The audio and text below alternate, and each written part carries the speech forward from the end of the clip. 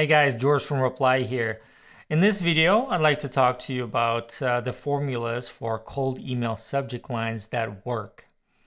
As we all know, that single phrase, your email subject line, is that make it or break it element for the whole sequence, and it defines the results and success of the whole sequence. And the failure to grab the reader's attention or stand out in some way will have most recipients simply deleting the email without giving it a second thought, regardless of how meaningful or important your message was.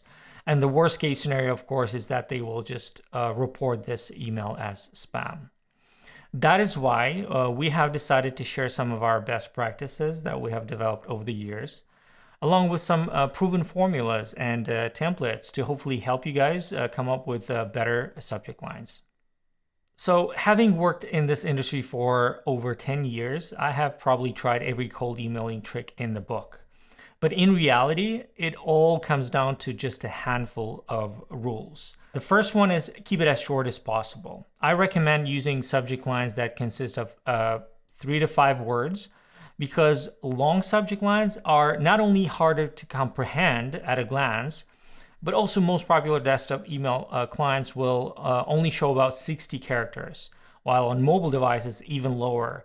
It will be cropped to just about 25 to 30 characters.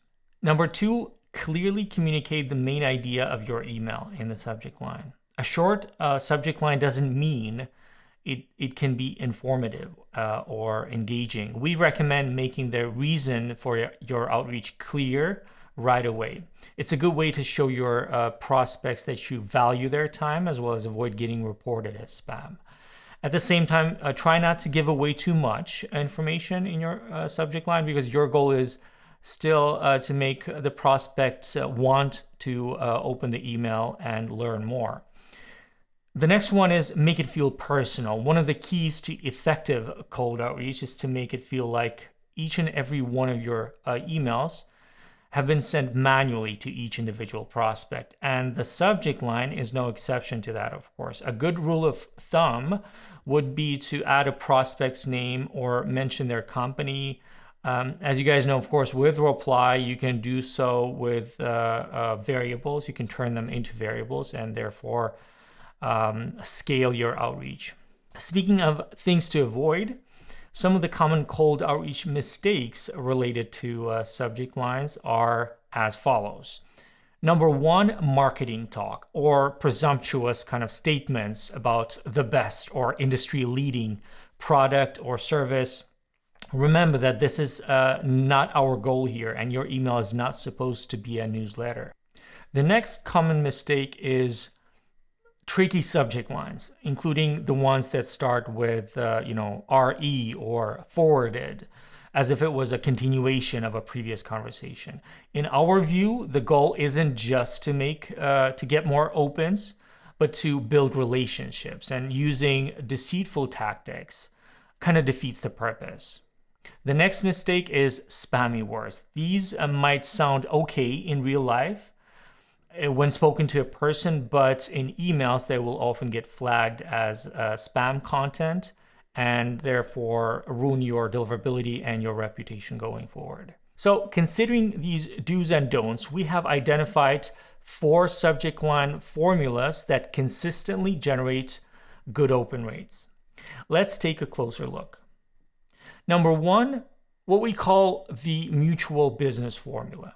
Tricking prospects into opening your emails can only get you so far. That's why we try to make our outreach emails as straightforward as possible. And the mutual business subject line formula is a perfect way to convey your message in a clear and concise manner. Here are some variations of this approach that you can incorporate into your cold outreach yourself. Next up, the 3 variables formula. The subject lines that follow the 3 variables formula use a similar approach. They typically contain 3 words that might not even be logically connected, but the goal is to make the prospect curious about what's being behind the subject line. However, you also want to make sure that there's a clear connection between the subject line and the email, of course, because you want to avoid coming off as deceitful. And here are my favorite variations of this formula as well. The next one is need and urgency formula. Obviously, creating urgency is one of the most common closing techniques used by sales professionals to move deals further through the sales pipeline.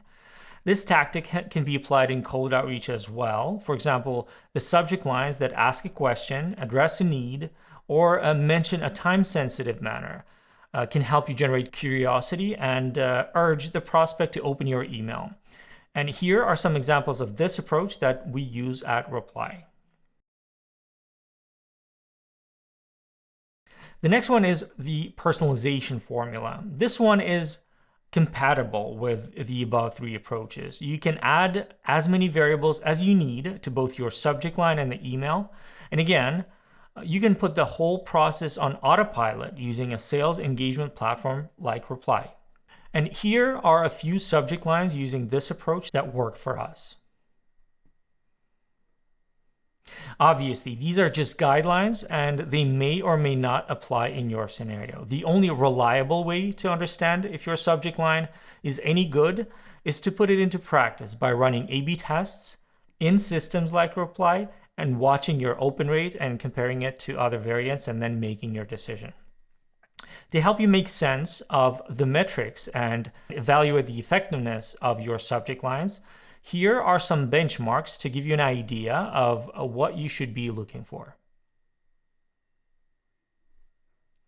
For the past 5 years, we have tested out dozens of subject lines using different methods. But there's one subject line that we tend to come back to most often because it consistently generates 50+% open rates across all segments, sometimes even up to 85% and more. And you should see this subject line right now on your screen.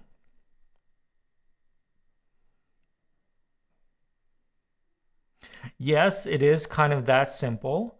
But what's interesting is analyzing what makes this kind of no-brainer subject line so effective. First of all, it clearly ticks all of the boxes for the rules that we have discussed. And it also follows the mutual business formula, as you can tell. Other reasons, in my opinion, are as follows. First of all, we put the prospect's company name first because it's always about you, it's not about us. We use the arrow symbol to indicate an opportunity for mutual business, partnership, relationship, or any sort of synergy. We are not trying to trick anyone. We are clearly stating our company name. So if the prospect is already familiar with who we are, it might give them another reason to open the email. Anyways, I hope these tips will give you some inspiration on what your subject line might look like. I'm saying inspiration because it's never about using an exact same copy of what somebody's recommending. Always try to find your unique voice and approach to your target audience. Experiment and see what works for you. All right, guys, I hope this was helpful. You can always reach out to me directly at george@reply.io. Check out our blog at reply.io/blog because we post a lot of research and tips every single month. Make sure to subscribe to our YouTube channel so you don't miss out on any sales tips that we share here.